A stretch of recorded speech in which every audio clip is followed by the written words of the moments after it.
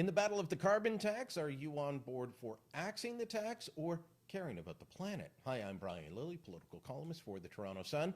During question period on Wednesday, plenty of questions about the carbon tax, including from Conservative leader Pierre.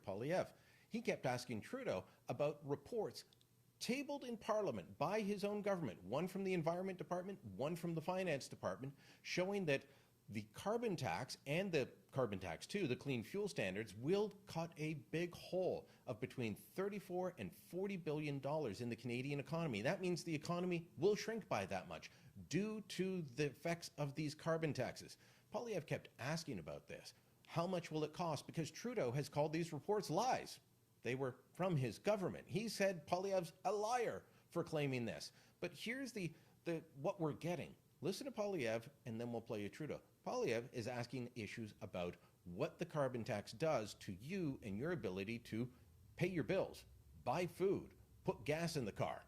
His carbon tax has not stopped a single flood, or single fire in this country. He's not stopped any natural disasters. What he has done is driven Canadians into poverty, quadrupling the tax to 61 cents a litre.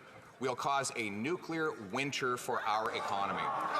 Something that his carbon tax coalition partners in the NDP have voted to bring about. So if he really is so confident in a 61 cent a litre tax, why doesn't he call a carbon tax election and let Canadians decide?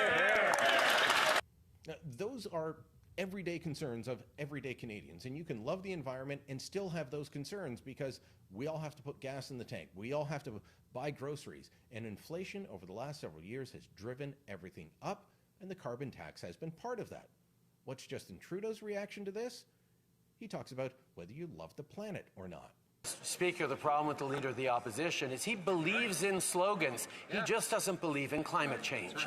The fact is, our plan to fight climate change is not just putting more money in the pockets of 8 out of 10 Canadians across the country, but is bringing down emissions and creating jobs and opportunity for Canadians for generations to come. His climate change denialism, his do-nothing plan to fight climate change is going to hurt Canadians. We are going to continue to build a strong economy for the future because we know fighting climate change is part of it.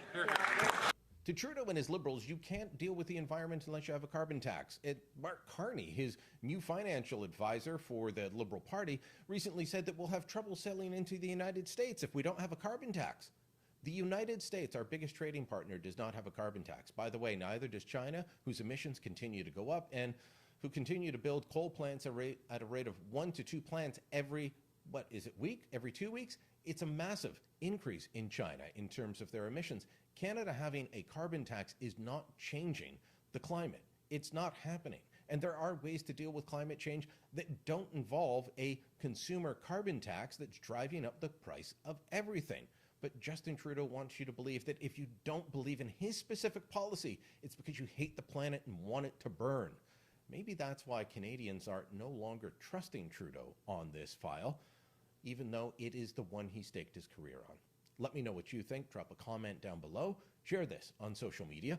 And don't forget to subscribe to our channel.